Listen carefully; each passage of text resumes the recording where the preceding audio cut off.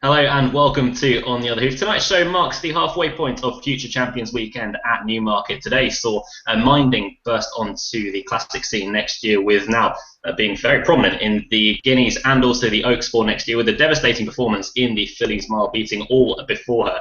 And also we saw Quiet Reflection burst onto the Commonwealth Cup scene next year, love it or hate it, as she is being aimed at that race next year at Royal Ascot over 6 furlongs, which is of course now a Group 1 tomorrow.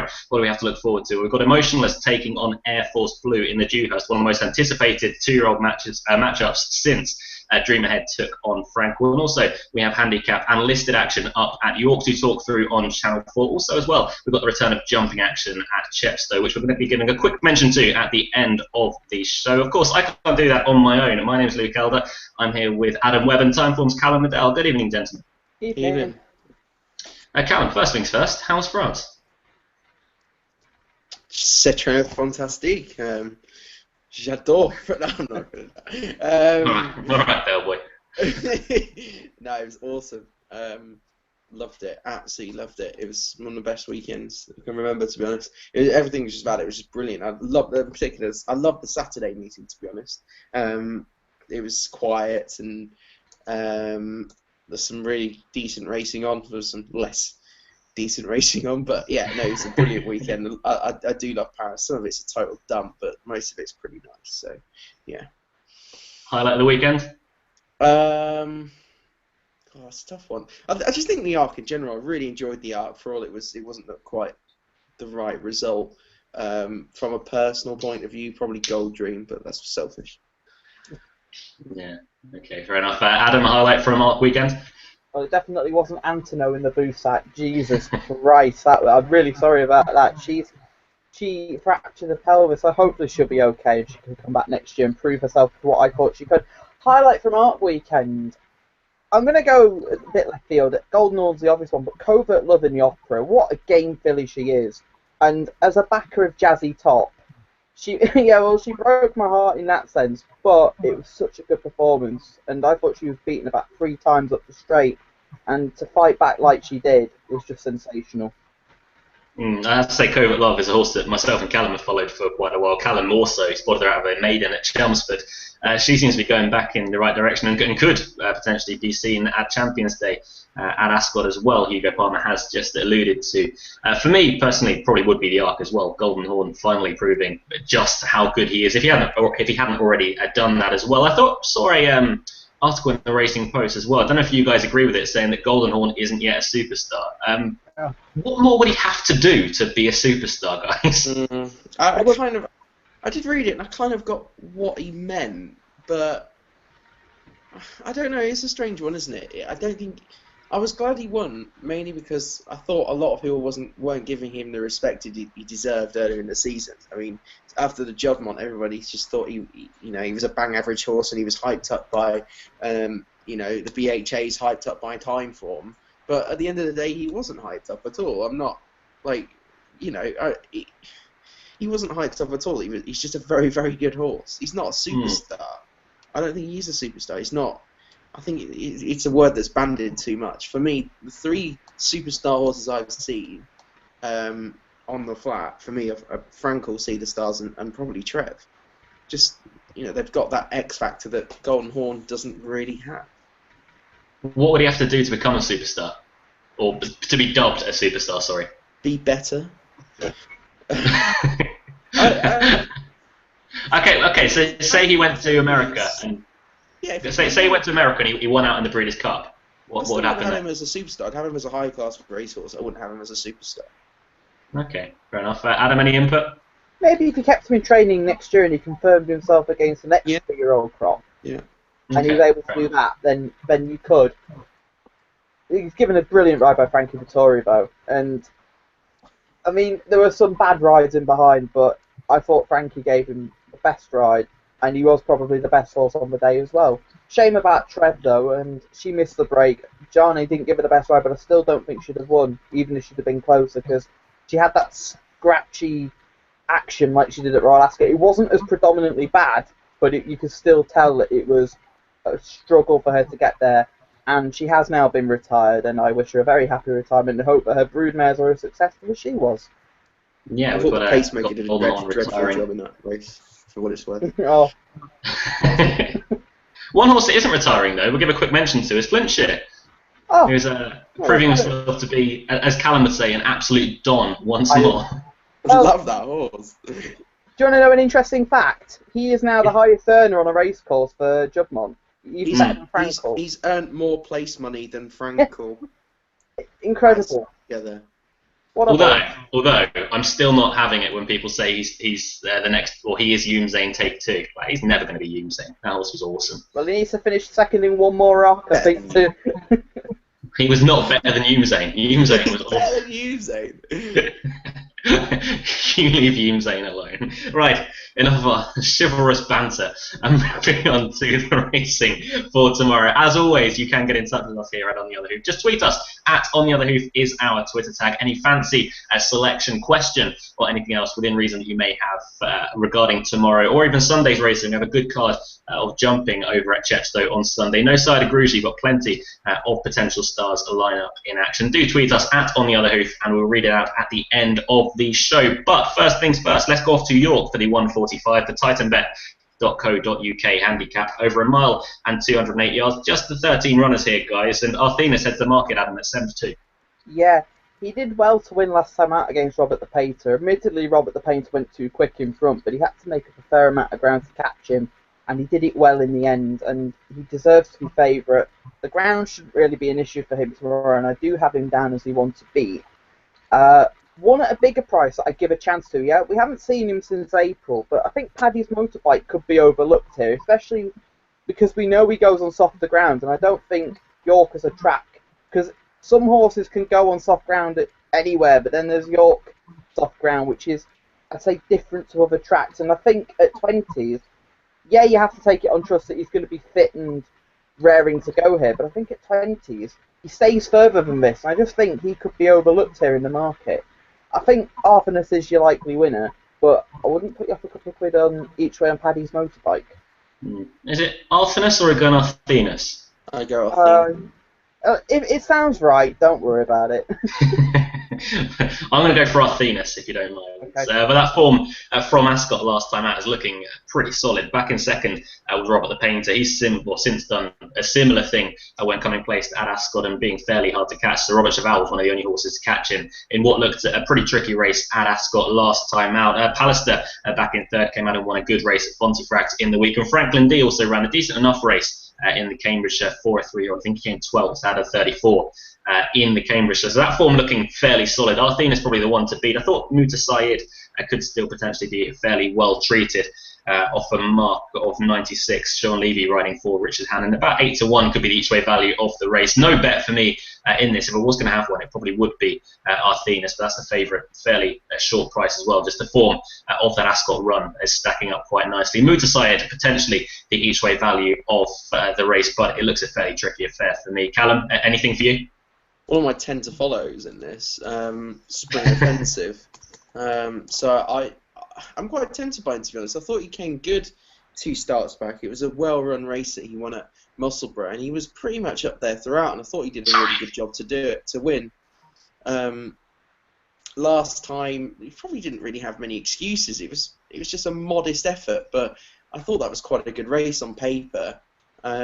And I just get the feeling with the cheap pieces on, he has gone on soft ground beforehand. Slightly extended trip should be within range. I wasn't fully convinced he stayed 10 furlongs at Goodwood, but I'd probably be tempted with him around 12-1. But Arthenis, I think, is very solid at the head of the betting.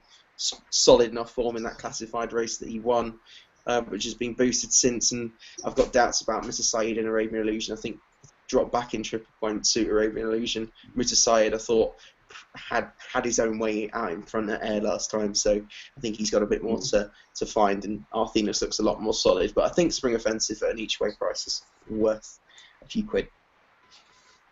Yeah, I think all agreed that Arthenis is definitely the one to beat, but easy to say that about the favourite. In fairness, before our favourite goat tweets in, accusing us of being favourite backers. Off to Newmarket, though, for their first race of the day, the 2 o'clock, the Dubai European Breeders' Fund Fillies Nursery over 7 furlongs, 15 go to Poston. Adam, in the early stages, it doesn't get any easier, does it? You said to me last night that this was just a bizarre race, and I agree with you to an extent. Nurseries aren't exactly races that I look forward to. But there is one in this that I do like, because she went into my tracker on debut, and she's called Barley Sugar, who was second behind Mise en Rose, who reopposes here. And she came out a couple of weeks ago at Kempton. She won nicely, and she was valued for a bit further because she was eased down near the end by Ted Durkin. And Brian Moore's back on board. I think an opening mark of 85 is fair enough, and I think turf shouldn't be an issue for her, and I think the ground will be fine for her tomorrow, and I think she'll be the one to beat. I'll mention Invermere. Every time Invermere's going to run, I'm going to mention Tom O'Ryan's expletive when she got beat on debut at Wetherby. It's just one of the one of the funniest things I've seen all year. She finally won at Chester last time out, and I think she'll go well tomorrow. She's on a mark of 77, and Richard Fahey's been in excellent form the last couple of weeks, and she won on softer ground. I mean, Callum was saying it was good ground today, but the top was coming off the ground, so I think there'll be enough juice in there for her. So Barley Sugar would be the one to beat. I think Invermere would be a danger. I said to you last night, I did say to you, that it was a weird race. There's two prices that I'd take chances on. Again, whether I'd really be having a bet this early on in the card, that remains to be seen. I probably won't be getting involved in this race. But the couple that I'd be interested in, secondly, I'd go for Renfrew Street. It was disappointing over course and distance last time out off this mark. I think he's a better horse than that for Mark Johnston and Joe Fanning. Seemed to be going in the right direction when winning at Beverley 2 outings ago. Didn't translate that here last time. Needs to take a big step forward, but is capable of better than what he showed last time out. Also, fun fact, I used to live just down the road from Renfrew Street out in Canada, so that's a bit on the side from that bit, if we're going to go down that road. The main selection, it's a horse I've liked for a while. There was a good word going around for it on debut at Sandown. When second to Cassia. Cassia's turned out to be a pretty decent horse. It's Our Joy for Clive Cox. Ryan Tate taking £3 off. And I thought that she had lost her way slightly over the next 2 runs after her debut. But it was a good fifth to Nemeralia last time out. Nemeralia has since ran a pretty decent race in graded action over in America, and Nemeralia a devastating winner on that day as well. Only beaten 2 lengths at the post, but off a similar mark with Ryan Tate taking £3 off. His rate is 77, so gone down £3 with Ryan Tate taking another 3 off her back. Could be getting fairly competitive tomorrow, and if she still retains the ability that she was showing before her debut at home, and more importantly as well, the enthusiasm, then Our Joy should be going fairly close, 12-1, probably more each way bet, but it's a very, very tricky race. Annoying as well that we haven't got 16 runners, only 15, so each way purposes we only get the first 3. We haven't got the limbo that we usually have on a Saturday, Adam, where we've got 16 runners and potentially 1 non-runner. We may get that a little bit later on, but that remains to be seen. This is out of it. Yeah. Oh god, don't even joke about that. Callum, anything standing out to you in the nursery? Yeah, I haven't had a proper look at all of them, to be honest, but one did actually stand out for me, which is the Godolphin filly, Mise en Rose, who obviously had the beating of Barley Sugar at Kempton. Yeah, that was Barley Sugar's debut, and she's probably improved since to win a similar contest. But she did have her measure, and she's a couple of points bigger in the market, and she's £2 better off at the weights.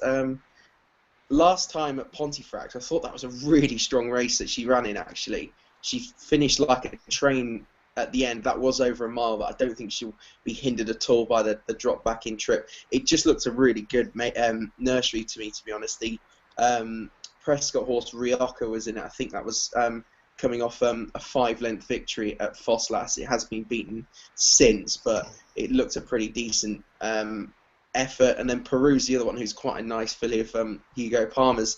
It just, for me, it looked a really strong race. This is a similarly strong race, but I think she's been underestimated. The experience will do her good. There's more to come from her. I quite like it, to be honest. I might have a few quid on her at 8-1. I think she should be a few points shorter anyway, certainly when you look at Barley Sugar, who's 2 points shorter than her. Yeah, no surprise in a nursery like that, I should say. With 15 runners in it, we've all gone for completely different horses on face value. So best of luck to you guys. Moving back up to York for the 2:15. Our second visit to the Knavesmire on the afternoon. They download the Coral at handicap over a mile, 2 furlongs and 88 yards. I'm going to start with Callum this time because we had a little conversation off air about Earth Drummer and Danny Tudhope choosing Awake My Soul. Not really, well, from a personal point of view, not really understanding that choice, assuming that he got the choice, that is. Yeah, I can only assume either Awake My Soul is extremely well handicapped after his ventures in, what was it, Italy? Or Earth Drummer's not that good, I don't know. I do have reservations about the ground tomorrow for Earth Drummer. He's unproven on ground that it is this soft. He flopped on what was really horrible heavy ground at Thirsk last year, and his first 2 runs came on what we've classed as good to soft ground. But yeah, it's a bit of an issue for me tomorrow, to be honest. But if I could guarantee that he goes on it, then I would back him at 6-1. Memorial Day, I don't know what to make of him, to be honest. It was a real messy race that he got beaten last time. But he probably had no excuses, and this could be similarly messy. I mean, I'm looking at it, I can only see Snocky and Star being a confirmed front runner, probably. I don't know if David Livingston, I don't know, is usually held up. No, he doesn't. No, he doesn't front run. Doesn't front runner necessarily, does he? So it could be quite messy, and I don't think that will suit him at all. Back down in trip, to be honest. Earth Drummer, I think it will suit. I know Adam has reservations about him staying, but if it's going to be a tactically run race, his proven speed over shorter will certainly help him. I will go for Earth Drummer. I'm undecided whether to back him or not, but I think he's the best horse at the weights by some distance, to be honest. I agree with Earth Drummer, to be honest, after his good 8th in the Cambridge show. When the David O'Mara yard, albeit it was only 14 days ago, they weren't having winners and they weren't running all that well. For having a few places there and then, they are now back amongst the winners and seemingly the yard in better form. Whether you can actually apply that to Earth Drummer, who was running well in the so-called slump, we'll annotate it with that. But it'd be interesting to see if Earth Drummer can handle the ground, like Callum mentioned. I wanted to mention as well David Livingston, who was coming off the back of a really long absence. I think the last time we saw him, 2 outings ago, was back in January of 2014. So approaching anyway, a 2-year absence, just a bit shy of that. That was over in Maidan when with Mike de Kock. And he travelled really well into the race at Goodwood behind Battalion, or as Adam would call it, Battalion. But he just stopped. I'm not going to let you live that one down either. No, you're not. We'll tell that story in a minute. You just never live it down. We'll tell that story in a minute. Oh. But David Livingston travelled into the race really strongly behind Battalion, came over to the near side at Goodwood when the ground was genuinely very, very soft. Softer than it's going to be tomorrow at York, and just stopped pretty quickly as if he was in need of the run. But the interesting thing that happened just before the off was quite a bit of money came for him in the last, I'd say, 5 minutes just before the off of the race. Went in from 14-1 into 8-1, was shorter in places on course as well. It was interesting just to see that little gamble beforehand, whether it was just punter's money taking a chance in what looked a wide open race, or whether it was the yard money thinking that they had him fairly spot on for his return. But finishing third to Battalion, bringing that kind of form into this kind of race isn't the worst form to bring at all. And if he does strip fitter than he did last time out, David Livingston shouldn't be too far away. Around 8-1 could represent a bit of each way value there. But for win purposes, I probably would side with Earth Drummer off the back of that really good run in the Cambridgeshire just 14 days ago. Those are my two then. Adam, up at York. How about you? I quite like David Livingston tomorrow. I have fond memories of him the day he beat Telescope at Haydock with Johnny Mercer on board, and last time out behind Battalion. Well, the story goes with Battalion. I was staying at Luke's house and he was coming back from Bet Racing Nation, and I asked him if he wanted a commentary on the Aston Stakes won by Mount Athos, and he said, yeah, go on then. And I started, I'm Battalion's in front, and he's going, Battalion? Do you mean Battalion? I was like, yes, I do. The rest of the commentary apparently was fine. It's just that the pronunciation of one of the horses wasn't completely right, and he's not let me forget about it since. Well, in fairness, it's not even a complicated word to say. It is just a word. I just looked at it funny, that's all. Like, I mean, I could forgive you if it was Fermi Delaguista or Umara Carehair or something Gaelic, but Battalion.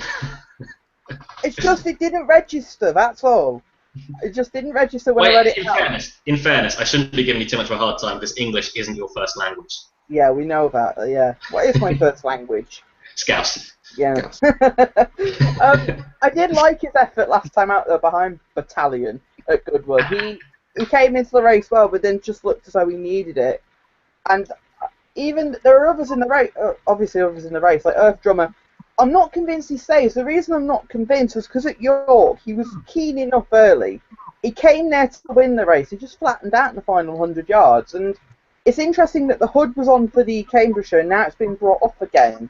And soft the ground is another concern for me. So he'll probably win tomorrow now after me saying all of that. But I just couldn't back him tomorrow. Memorial Day, I liked his dead heat with LeBron. LeBron was a really tough horse on that occasion. And last time out, it was a messy race. As you said, it could be messy tomorrow. David Livingstone, though, when he beat Telescope, he wasn't held up on that occasion. He chased the leader early on, and he could sit handier tomorrow. I've got no concern about that. Snocking Star's your likely pace angle, and I don't see him winning tomorrow. Of the rest, it's just a really strange race. I mean, I Wait My Soul's obviously been in Italy, and I can't really weigh him up here tomorrow. I mean, he could be very well handicapped tomorrow, but I wouldn't want to be judging that. David Livingstone's got at least amount of holes in him, and I quite like him tomorrow. I think, well, we're all agreed on a couple of horses then, really. Earth Drummer and David Livingstone. More Earth Drummer for Callum and myself. But David Livingstone, definitely each way value, I'd say, at about 8 to 1. The second race we're going to be covering at Newmarket is the 2:35 Division Autumn Stakes, a Group 3 over 1 mile, where 8 runners go to post here, Adam. We've got a couple of Irish raiders as well, one for Jim Bolger in Clear Cut, and also one for Aidan O'Brien in Beacon Rock, taking on the two leading the way for the English charge anyway, with Ibn Malik and Gifted Master, who we only saw last week. Yeah, and Gifted Master was a really good winner last week over 7 furlongs. It's interesting that they're out really quickly with him again. I don't think a mile will be an issue for him. I think he'll want to lead tomorrow. Pat Mullen gave him an excellent ride last week. It's interesting, I was watching a video with Dubai Racing, and Hugo was talking about going out to Dubai with him. He may even go out to the UAE Guineas. He was talking along that route, which could be an interesting thing for him to do over the winter, because he has had a summer break with a slight setback, so I wouldn't be too against him going out there. The selection for me, though, is Ibn Malik, who chased home Emotionless in the Champagne Stakes last time out. And I think the step up to mile will bring out further improvement in him. One that I will talk about, Special Season, I thought he was given a bad ride last time out at Newbury. He should have won for me on that occasion, because he came there cantering. And Pat Grosgrave allowed Stormy Antarctic the chance to go past. And once he'd gone past, he was not going to pick him up on that ground. I can see him running well tomorrow, but I don't see any of these being in the league of Ibn Malik tomorrow. Gifted Master could from the front, but I just think Ibn Malik's got more to come compared to Gifted Master at this stage, and I like him tomorrow. It'll be a tiny form boost for Emotionless later on in the Dewhurst anyway, if Ibn Malik were to get in front. I agree with you to an extent about Ibn Malik, that he's got more to come. I do agree with that, but I think potentially more as a 3-year-old rather than the immediate future, i.e.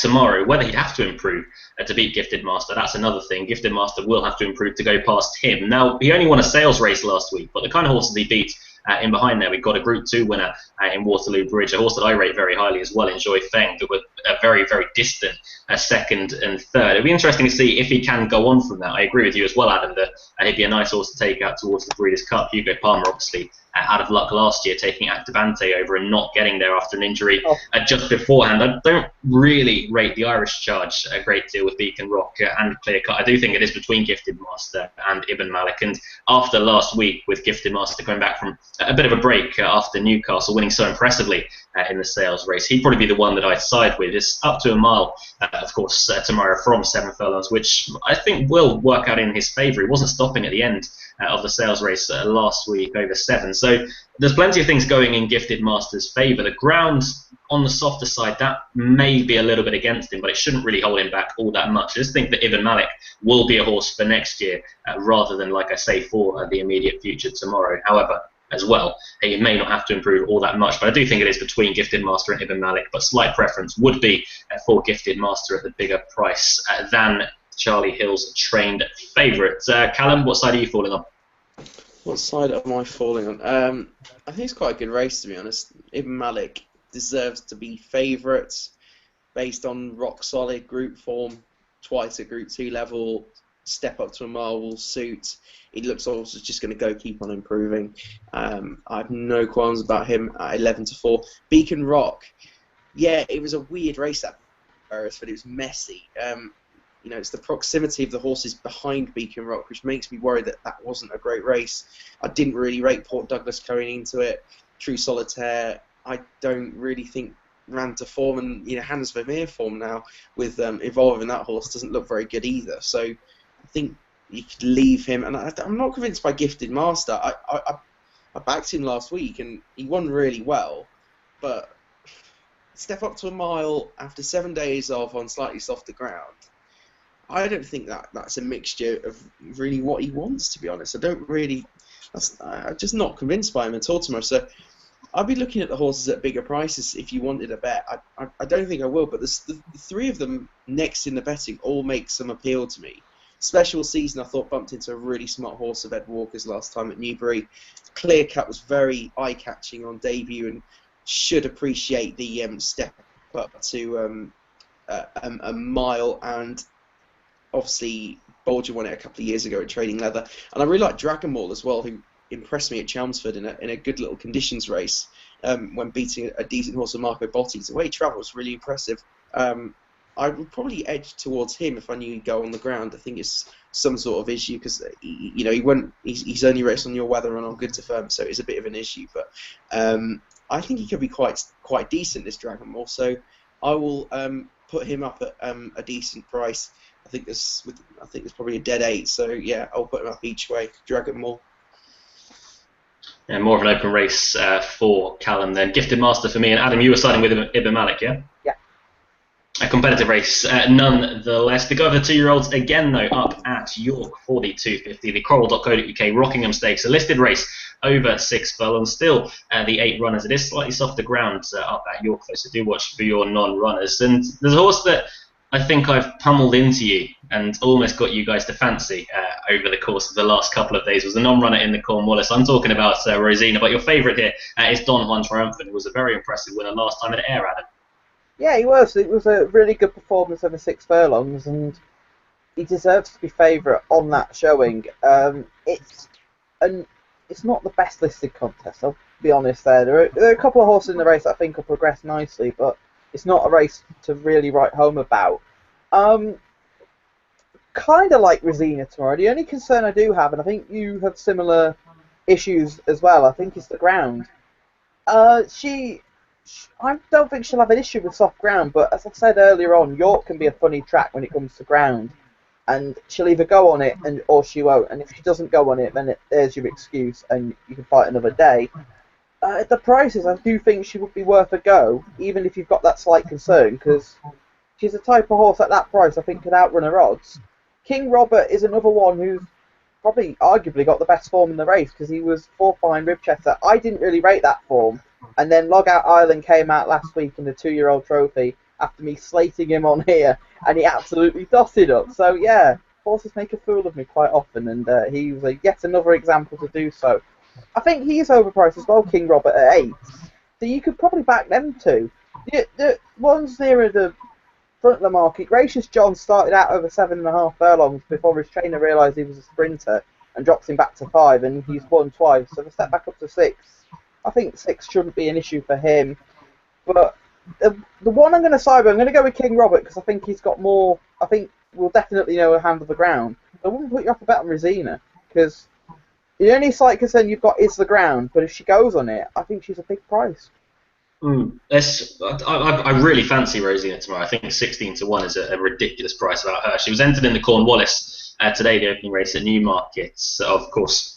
With Quiet Reflection in. She was beaten by Quiet Reflection by 7 lengths. She was 18 to 1 for that. I think this is a much weaker race than she would have run in at Newmarket today if she'd have taken her chance. I agree with Adam as well, to an extent anyway, about the ground being a bit of a worry. Showcasings, they handle it okay, but not amazingly well. The damp side of things, they probably want more faster ground. And she's only been tried on faster ground as well. Her last 3 runs have come on good. But last time out, there were genuine excuses up at there when she was 6th to Quiet Reflection, when she decided to hang in behind horses late on in the day. Whether it was the faster ground doing that to her, maybe she wants a little bit of ease in the ground. We'll find out a bit tomorrow. But nothing against PJ McDonald either.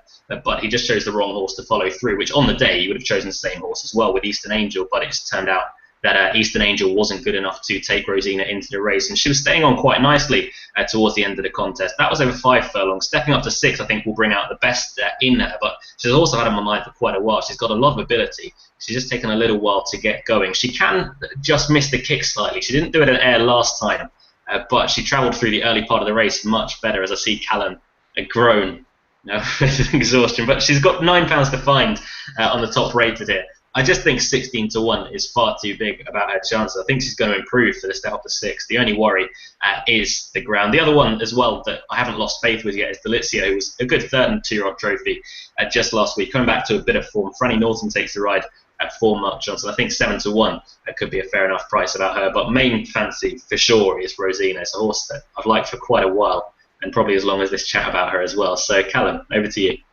I've been price-wise ×2. Okay. Was that your summer? Yeah. Spring Offensive and Heartbreak City, who we'll get onto later. I mean, he's that's price-wise. Nonsense prices. I mean, 11 to 1 on Heartbreak City. When was that available? Like, obviously, it has been in the week, but it hasn't been available today. In Spring Offensive, 14. So, she is price-wise. Yeah. Look, I think Rosina's overpriced. She's been cut into 14s now, to be fair. So 16 to 1 was a pretty rude price, to be honest, because most of these are fairly, well, not exposed, but some of them have got quirks, and Rosina, she's quite a likable horse. To step up to 6 furlongs should suit. So yeah, I can see. What price? Out of interest. Just at a random question, putting you on the spot, what price would you have it? What price? I have her about 8 to 1. Okay, yeah, I wasn't too. I was about 7 to 1. Yeah. Look, Don Juan Triumphant is very quirky. He took a while to get off the mark. There's a host of placed efforts. He bolted up at air last time, but it was almost a race that everything fell into place, and he still showed his quirks by hanging. So he's not a horse I want to put utmost faith into. I think Gracious John should be clear favourite here. I've really liked this horse in his last 2 starts. The form's worked out really well. To be honest, I think the race last time at Haydock wasn't the strongest, but he still made all and won really impressively. The maiden he won at York was in a really fast time, and the form's being boosted by the second, who won the valuable sales race at Newmarket last week. And the way he won it from the front was really taking. The step up to 6 furlongs should be no issue. He showed that he actually stayed 7.5 when I don't know what David Evans was doing at the start of his career, because he's clearly got a lot of speed. Yeah, I will probably back Gracious John tomorrow. I think he should be quite clear favourite, certainly when you look at Don Juan Triumphant, who's pretty quirky. So yeah, he's the one for me tomorrow. Talking of Don Juan Triumphant's quirks as well, he was beaten 3 outings ago at Carlisle when second, not beaten by far by Silhouette, who is another Andarfield horse, a horse that's rated higher than Rosina as well. Let's think, on a line through that, I might back Rosina tomorrow. Shall we move on? Yeah, I think you're quite keen. Let's go to Newmarket for the 310. This is a Dubai Dewhurst Stakes at Group 1 over 7 furlongs. Just a 7 going to post this. The first 2 your each way terms. But guys, if the market's to be believed, this is completely between the National Stakes winner Air Force Blue and your Champagne Stakes winner Emotionless. These two have been pretty short in the market for both of these, and they're pretty short in the market for the 2,000 guineas and next year as well. Adam, is it a case of choosing one side to pledge your allegiance to, or is there anything at a bigger price? I think this is a really good race. I will start by saying that. It's not just about the front 2. There are horses in behind as well that I think have got lots of progression to come, not just from this race, but also for next year as well. Of the top pair, I find it impossible to split them. Air Force Blue is a 2-time Group 1 winner already. His only defeat came at Royal Ascot behind Buratino when he wasn't as forward as Buratino. Buratino came out last week, week before, I beg your pardon, in the second behind Shalar in the Middle Park. So that form has been boosted here, there and everywhere. I mean, his last win where he beat Harold the Dawn. Harold the Dawn was a disappointment from France in the Prejon look. And I tried to say that with a straight face. I tried to say it with a straight face, but couldn't. But even then, both colts have looked really, really good. Emotionless has got that superstar quality factor too. I know Callum hates the word superstar, but that's the feeling he's given a lot of people in his 2 starts. And the Champagne Stakes, I was slightly concerned about him, but he put all them to bed, and he was just so impressive. And he, of the pair, we've discussed this off air, and me and Luke have discussed this as well about next year. I mean, obviously, there's a doubt about Warfronts and whether they'll train on or not. With Air Force Blue, I think he's still got some growing to do. From what people have been saying in Ireland, and a couple of people I follow on Twitter from Ireland, they've said that he's not exactly the biggest. Even though he looks big on TV, he says he's still got some growing to do. So hopefully, if he can do that and progress, he could be a horse for next year as well. Emotionless, I think it will be a horse for next year. You just hope he can get to the Guineas safe and sound. Tomorrow, though, it's tricky. I think on the ground, I know Air Force Blue was impressive at the Curragh, but I think the ground tomorrow will suit Emotionless more than him. And at the prices, I prefer Emotionless, who was favourite for most of the week until Air Force Blue was declared. But leaving them to a side, I think Massat and Tashweek are 2 really good horses in their own right. Massat really caught the iron debut behind Cumric, who's come out and be second in a Group 1, pre-John Luck. And he did it nicely at Leicester the other day, and he is well worth a go here. And it's interesting that Paul Hannigan's chosen him over Tashweek, who won the Flying Scotsman at Doncaster, and he did that nicely, beating Halleck. Both of them are nice horses. If one of the front 2 is to flop, I think Massat had chased the one that flopped, but one that doesn't flop. He'd chase that one home of the Amdam pair. The other 3, Sanus Prakram didn't handle the track for me. He did well to win last time out, but I don't think he'd be good enough here. Twin Sales, I said he'd win last week, and he didn't, so he's not going to win this. And if he does win this, oh dear. And Adventurous, I don't see being good enough either. Of the pair, I said I'd side with Air Force Blue a couple of weeks ago, but I'm probably going to side with Emotionless tomorrow. Just on the basis of slight ease in the ground, I think would benefit him more than Air Force Blue. Massat, I think, could run a really big race. Good race. Never change your mind, Adam. Never change your mind. But this was 2 weeks ago, though, and that was when I thought it'd be fast ground.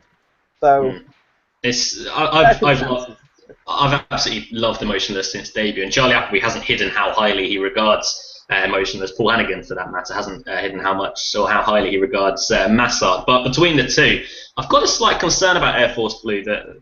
Just to add on top of what Adam said, earlier on in his career, he had a very high head carriage. That was, well, it looked to be just greenness. He hasn't eradicated that completely. There were still signs of it when he won the National Stakes. His head wasn't as bad as it was on debut and in Coventry, but it is still fairly high and ungamely, which you wouldn't really want to see if he were to get into a battle with Emotionless.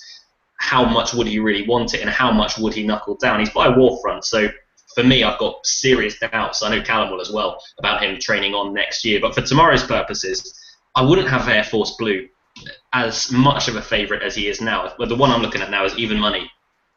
Excuse me, an 11-8 for Emotionless. Emotionless was so impressive in the Champagne Stakes, beating Ibn Malik. He could get a form boost earlier on in the afternoon. If that happens, then we could see Emotionless going off favourite and flip-flopping at the head of the market. But for me, Emotionless does have that wow factor. Air Force Blue has it as well, but Emotionless, for all that he was still fairly green, he was very, very professional last time when really asked to knuckle down, and he went on and disposed of Ibn Malik like he wasn't even there. That's a real Group 2 performer in Ibn Malik that we will see earlier on in the afternoon. For me, I'm siding with Emotionless. I'm a big, big fan of the horse. I just have my doubts about Air Force Blue, whether he's really going to be able to knuckle down if he gets into a battle, if he has to get into a battle, that is. But both are pretty high-class horses, and it's a race that I know I can't wait for. Callum, I imagine this has got you fairly giddy. Yeah.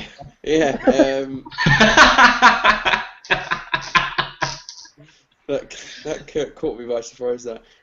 Yeah, isn't it a cracking race? It's a real cracking. It's not a race I want to have a bet in, to be honest. I'll put it out there straight away. I think Emotionless just has the edge. I've been deliberating about it all day, but I think Emotionless is the one I'd go for, to be honest. The ground, I think it probably will be more of an issue for Air Force Blue than it will be for Emotionless. For all, yeah, Air Force Blue won on yielding ground last time. in hindsight, that probably wasn't the best of races. I mean, he's beaten Birchwood into third, and Herald the Dawn was, I thought, pretty disappointing the other day at Longchamp. He absolutely he battered them, to be honest. It was a very impressive performance visually. But he hasn't really had to come off the bridle since Ascot in his 2 starts. Considerably, he hasn't really been able to had to get into a battle where you think tomorrow he probably will be if Emotionless is as good as people and Godolphin and Charlie Appleby are saying he is. I'm going to go Emotionless, but Massart was very impressive on his has been very impressive on his first 2 starts. Tashweek's another horse I've rated very highly in a normal Dewhurst. He's not no 20-1 shot, is he? And even Sans Per Aquam is a horse I quite like. So yeah, it's a brilliant race. Not a betting race, but I think Emotionless has the quality, the star factor, the X factor. I'm going to go for Emotionless.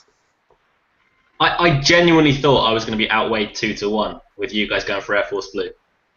No, Just on the ground. I don't really have a strong opinion on the race, to be honest. But I just the thing with Air Force Blue, the thing with Emotionless, to be honest, I just think he could just be very, very good. Like he could just be high class. Whereas Air Force Blue, I don't get that feeling with.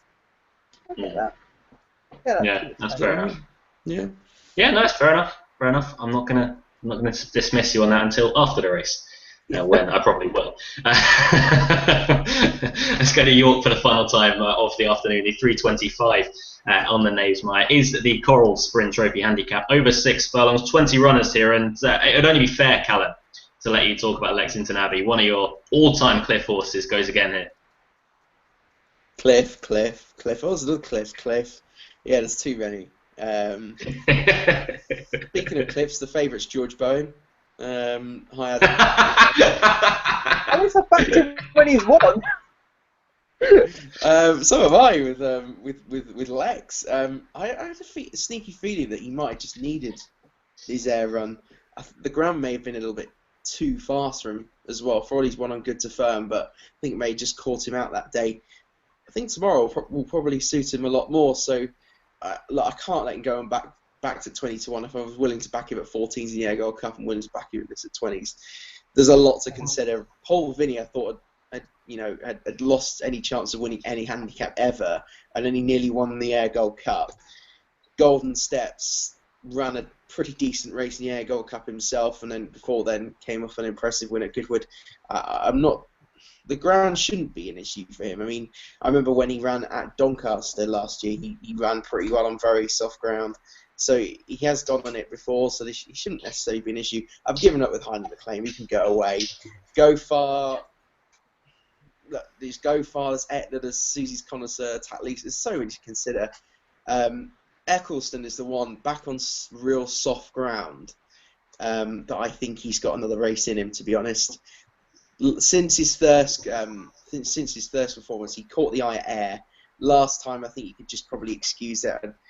I just think that it just wasn't really his running. I think he's better than that. These sprinters can pop up any sort of time. So yeah, Eccleston is the one I'll probably back mainly. I will have a saver on Lexington Abbey. There's so many to consider. Another one, I thought Robot Boy was quite interesting. He's dropping down the weights. But 6 furlongs on soft ground wasn't really what I think isn't really his ideal condition, so I'll probably leave him. But Eccleston's my main fancy, and Lexington Abbey has to be saved. I had a quick look at this race earlier on, and I thought, well, George Bowen's by far the best of these. Then I saw lurking down at the bottom of weights was Eccleston. I was surprised I didn't see Danny Tudhope's name besides Eccleston. He's riding Highlander Acclaim. We've got Philip Macon aboard Eccleston. It's a horse that myself and Callum had a debate on it wasn't last time, it was at Air, wasn't it? That he really thrives more on softer ground and probably relies on softer ground more than some others would, I think was the consensus that we came to. But the last twice on good ground, as Callum said, you can completely dismiss his last run when ninth to another Wise Kid. He's only £4 higher as well than his last winning mark. He was sixth in the Silver Cup behind Tatlisu on good enough ground, but he was a winner at Thirsk off a mark of 91. That was on good to soft ground. It was probably softer side of good to soft as well. So the ground's going to be absolutely perfect for him tomorrow afternoon. Currently 14-1. I think it's a storming each way bet for Eccleston. He's only sneaking in the bottom of the handicap. He's only got one below him, and that is Callum's old friend, Foxtrot Romeo, who's now also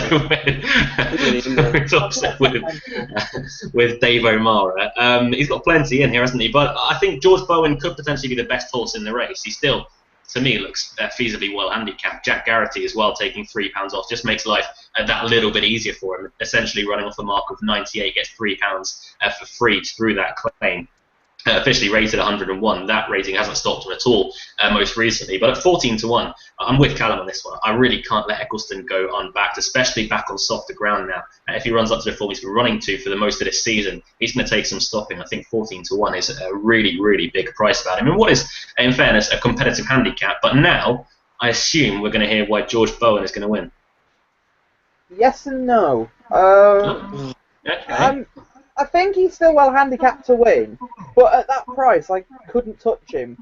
Because I know his Silver Cup run, I thought he was going to win with 100 yards to go, and Tatlisu held on, to my annoyance. But I just think he's too short tomorrow. Still think he's well handicapped, but in a field like this, 7-1 isn't a price I'd be going near, personally. I agree with what you're both saying in Eccleston. Philip Makin has been effectively Mr. York this year. He's had a great time of things at York, so he's a really good booking for you. I would not take that as a negative at all, and he's one that I think will go really well at that price. The other one, and this is a horse that Nick Easterby said the ground was too soft for her when she ran here in May, when it was really too fast. I don't know how much he'd been drinking when he said that comment, but Etna, I think she's got a big chance here. I think she's been waiting for this really soft ground all season. The only time she had it was when she was given a really bad ride at Cork by Joseph O'Brien. Yes, she was beaten at the time, but short of room, and yeah, he went up the back of another rival. I just think she's been waiting for something like this. The ground is absolutely perfect for her, and I think she could go really well tomorrow. George Bowen, I do respect, obviously, and he's my new Heaven's guest, basically. He's going to be popping up in all these big handicaps, and I'm going to follow him off a cliff probably next year, but really like the horse. He's still well handicapped, but at the prices, I prefer Etna and Eccleston. I can't get over Etna bombing out last year in there. I think I was on that with Callum as well, actually. I remember Callum napping her at York, and then she went and won at Doncaster. Oh. Yeah. Not a great race for me and Callum to agree. Bloody listed race. How did she win a listed race and not bolt up in that? Also, I'd like to add, I'm very glad I've lost my Foxtrot Romeo label. I'm very glad I've lost that now. I only backed him once.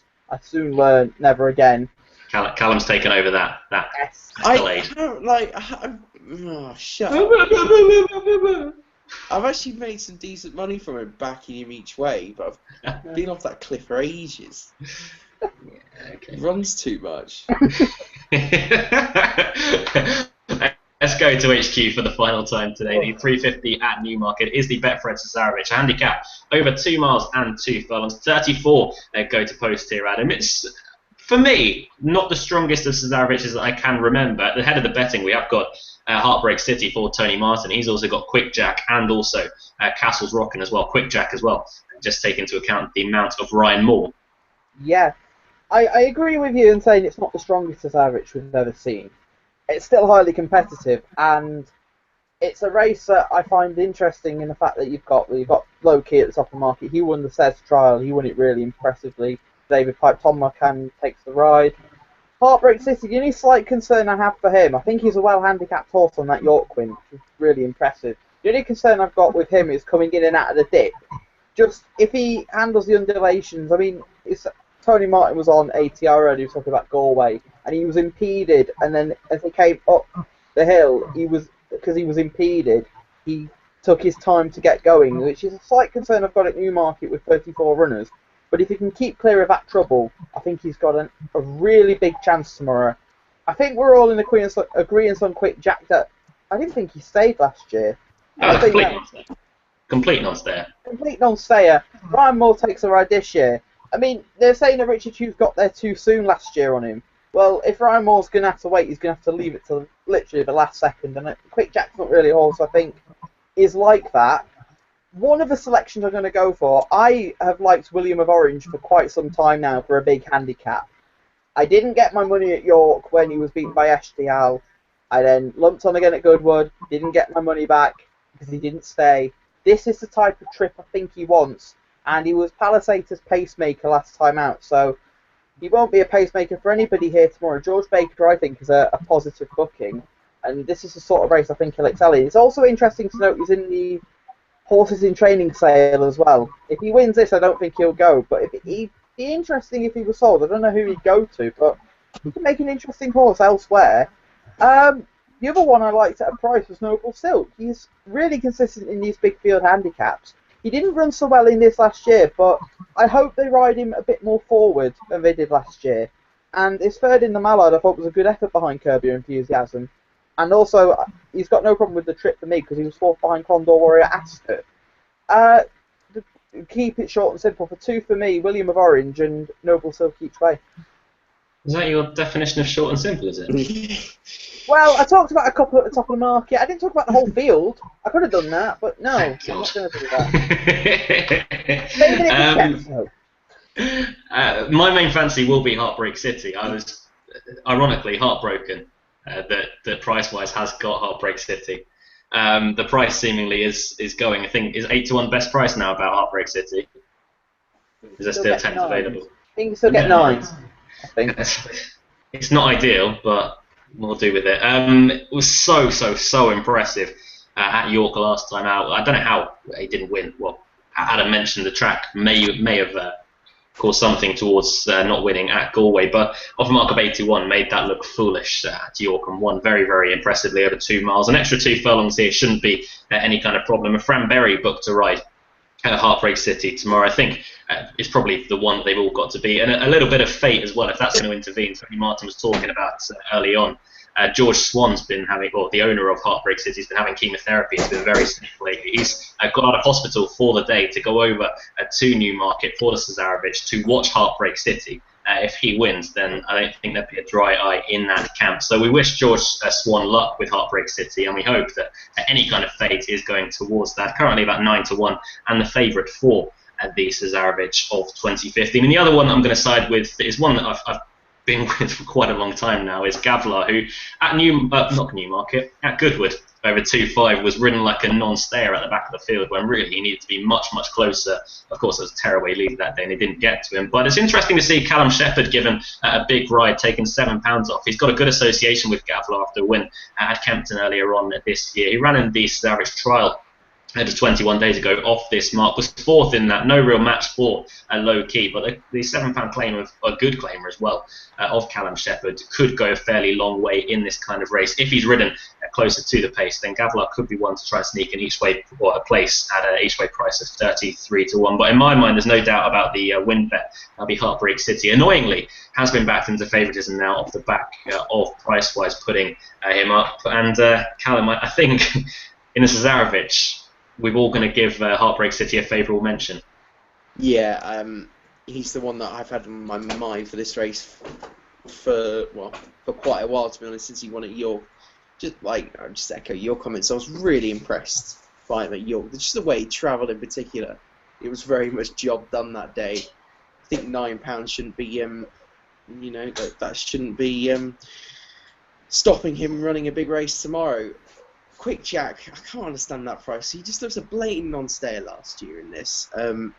He saw it out well enough on that occasion, and he saw it out fine at Chester. But it's a different matter at Chester compared to Newmarket, and with the ground as it is as well. I've been having on my mind from a wide draw in particular. Low key, you can't complain him being fair. This is a bloody jumps race. Look at the trainers at the head of it. David White, Tony Martin, Gordon Elliott, and Willie Mullins. God's sake. Where's everyone at Chepstow? Mark Prescott has a good record. Alan's getting into the betting. Bernard Llewellyn. A good record with horses that he trains that then go jumping. Straw Bear being a prime example of that. Gary Moore's got a couple as well. Yeah. I was actually going to mention. What's he ranked? Aussie Reigns is a great prize. I think he's in the hit sales as well as he reigns. He is. Yeah, he is. Go for him. You got any money, Luke? No, I don't. But I hear, Callum, if you want to save him, I hear he might be going hurdling. I wouldn't be against that. What? Okay, wow.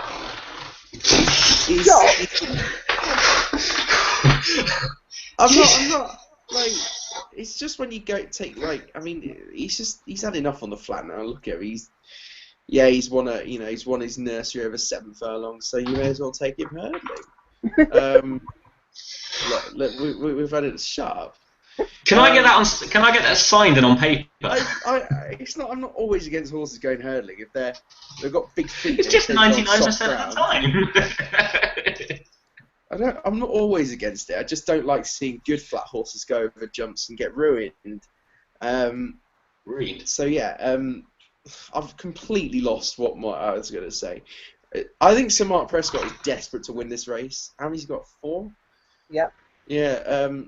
For me, Moscato is the one to be on out of the 4, because William Orange is unbelievably slow, and Moscato I think has just been properly plotted out for this. His York run back in May was in a really strong race for the time of year and for the grade.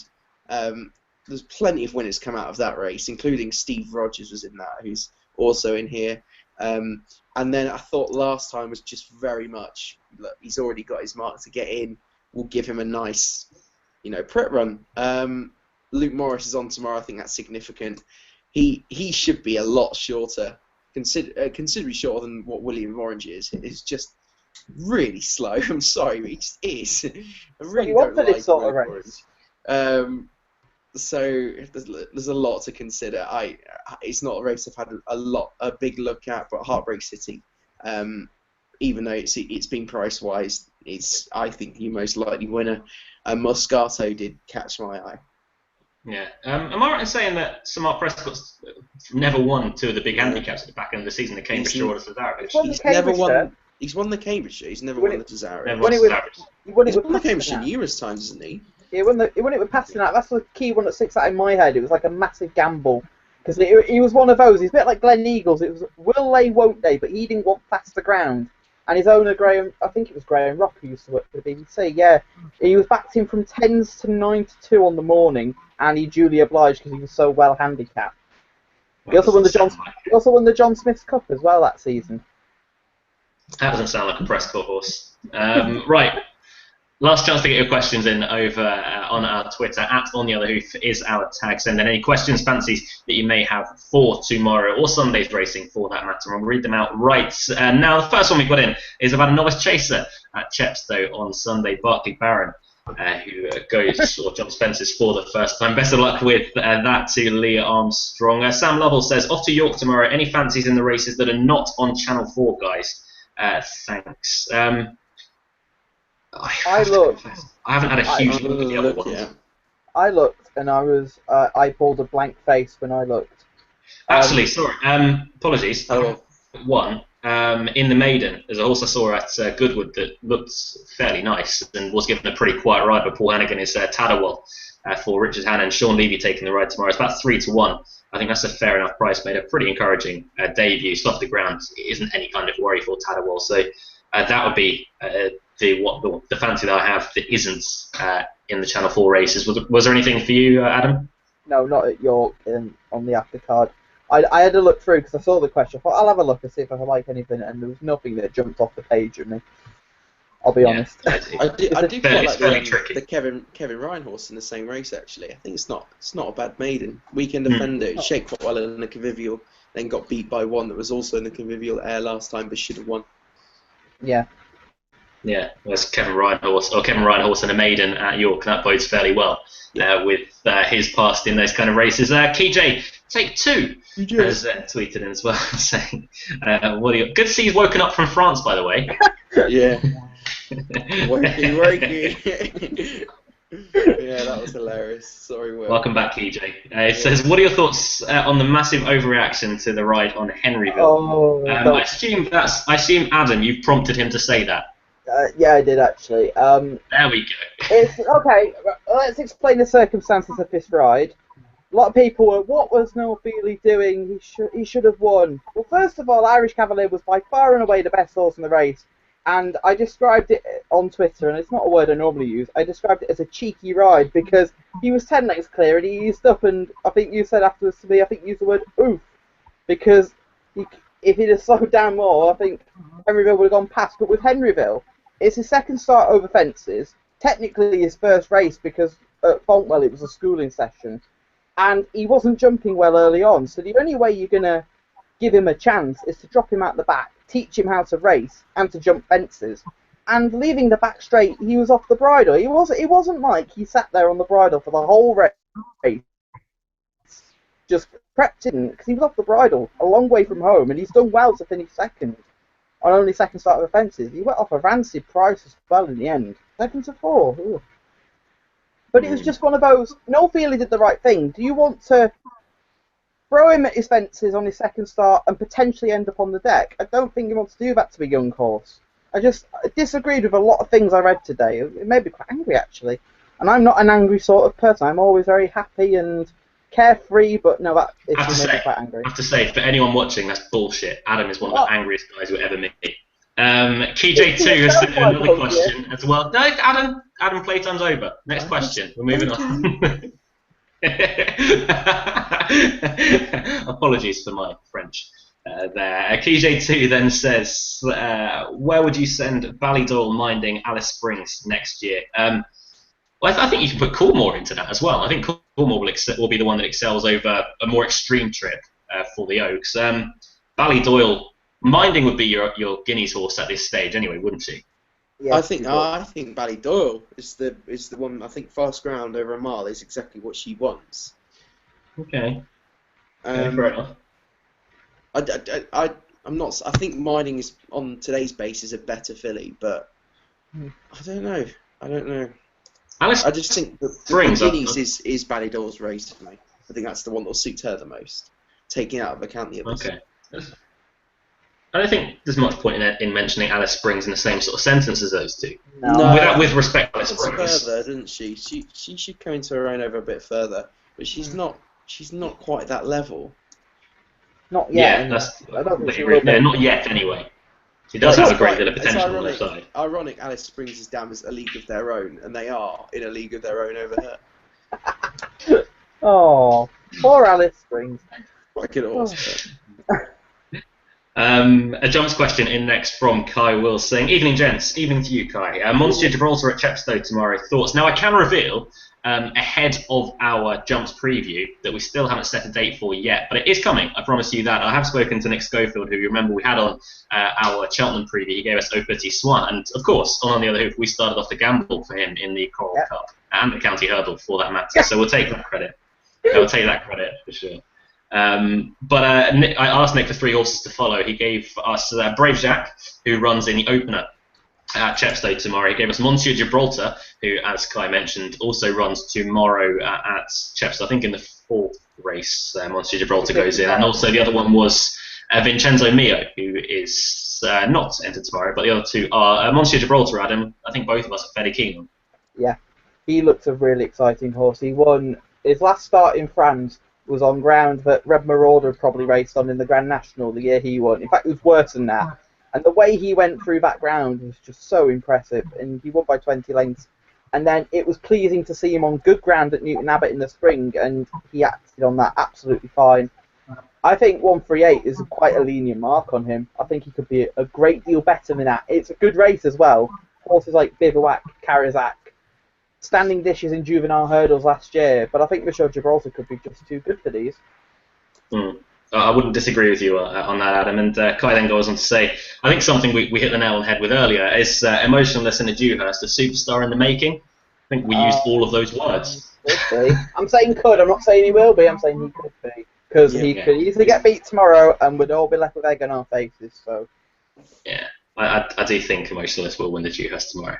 I do think that. Kai then goes on to say, Beacon rock and roll in the Autumn Stakes. Very good, Kai.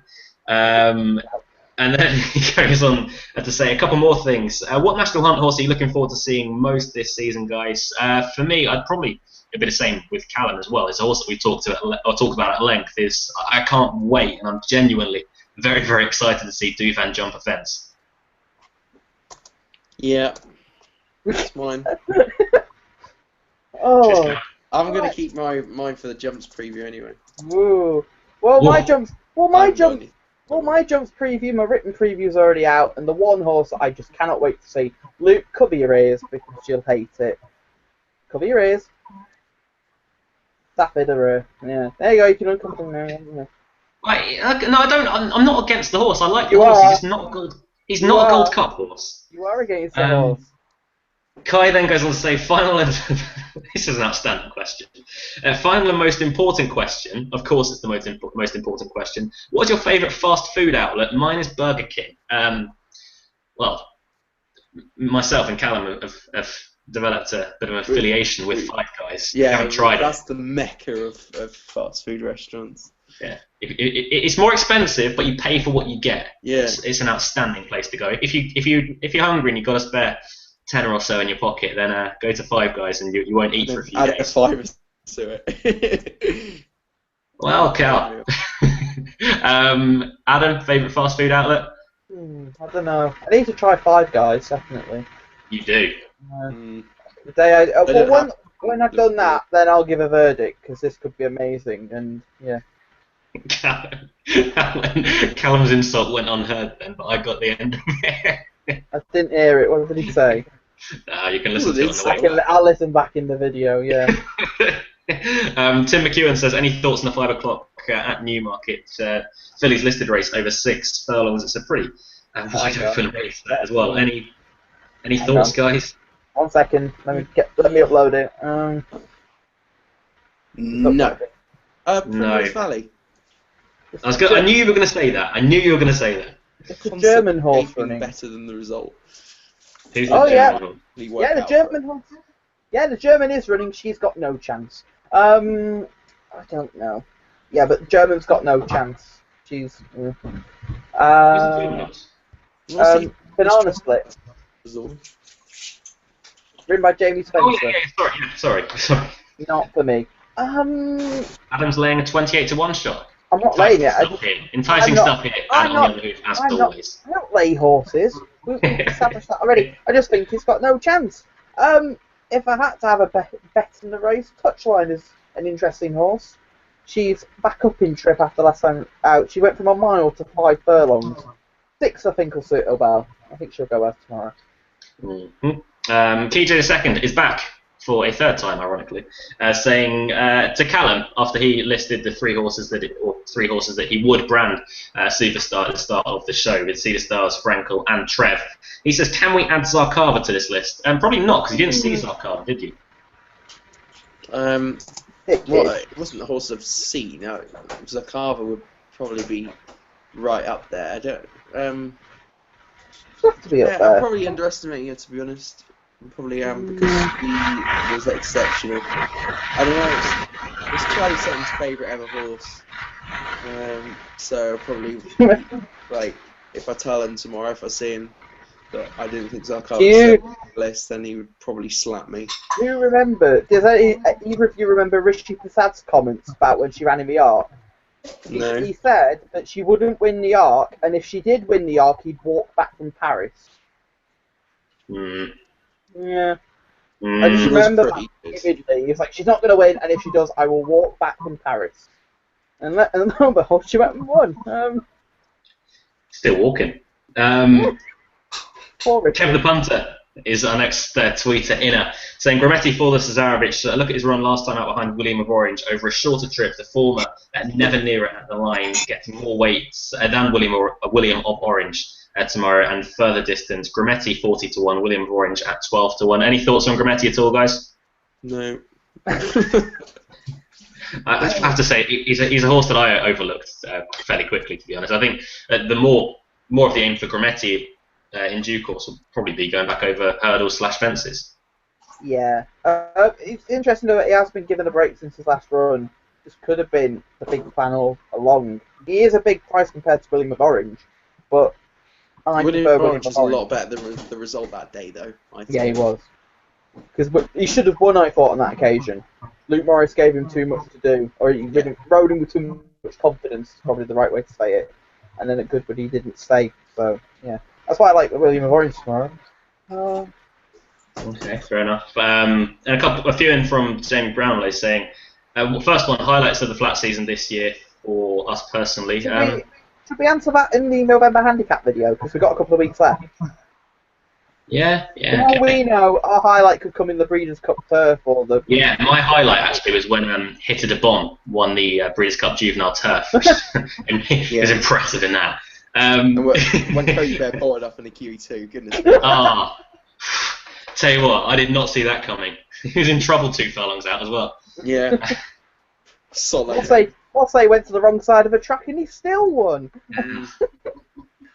He actually came from the round course. Mosse dropped his gloves. Fun. Jeremy Brownlow then goes on to say, York Racecourse has given some strange results because I think of the drainage system they put in on the track years ago. And he goes on to say his Cesarewitch 3 selections each way are nearly caught. Wordiness has got a £4 penalty, and the interesting one is Heartbreak Hero. City, yeah, that didn't sound right at all. Heartbreak City in the race. Good luck with those, Jim. I think we're all very bullish on Heartbreak City. An interesting one in from James Lincoln saying, is Make Believe a bet at 92 in the Breeders' Cup Mile. It was awesome at Longchamp. He was pretty impressive at Longchamp, wasn't he? There's a certain horse that me and Callum like. If she turns up, she'd probably be a bet because she will not be a short price. She won on the undercard at Longchamp. I mentioned her last week. It was my nap called Impassable. We both think she's a Group 1 filly. And if she turned up, she'd be a price. Make Believe was really impressive. But I really rated her after that win last week at Longchamp. Yeah, I'm going to wait to see who turns up, to be honest. Yeah, I think I am. At a price, if you were taking one now, I think Caraconti's has been aimed completely back towards this again. Caraconti, he's been plotted out for it again, hasn't he? Yeah. Like, hugely as well. It's 12-1 currently. I think Caraconti be the each way value, but I wouldn't put you off Make Believe, James, at all. Very, very impressive at Longchamp. It should be really well suited by Keeneland, I think. You know, he's a forwardly ridden horse that has a good turn of foot and has pace for short distances. Yeah, I wouldn't disagree with that. And Jamie Brownlow as well. It wouldn't be a handicap show without getting a Midland Park horse from Jamie Brownlow saying he's going to give Lexington Abbey another chance in the Coral Sprint at 3:25. I'm sure there's another big race in him, as is Callum, ironically. Lexington Abbey tomorrow. Interesting to see Fergal Lynch riding and not go far each way. Lexington Abbey. Other is Bubbly Bellini, who's over from Ireland. Each way. Best of luck with those, Jamie, and best of luck to Callum as well. He's on Lexington Abbey also. And one last tweet in from Jeff Handley saying, motionless for me at 6-4. Could well be the homebred superstar Godolphin have been waiting a long time for. It has been quite a while in between drinks for Godolphin getting a real standout star, isn't it? Yeah, too long. They are due. They're due a very good one. Pegasus. Right, Adam. Very quickly, I'll let you mention Chepstow because this is No, very quickly. I'll mention the Novice Chase. Really good race, I think it is. The one that I actually quite like is Native River. I think the trip's perfect for him. There are others in the race.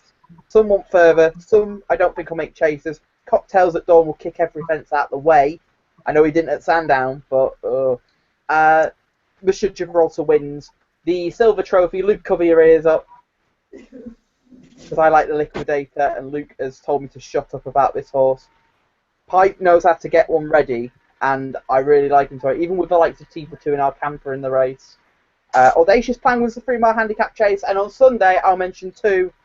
Definite Outcome, I think, will give Emerging Talent a race. Emerging Talent, very nice horse.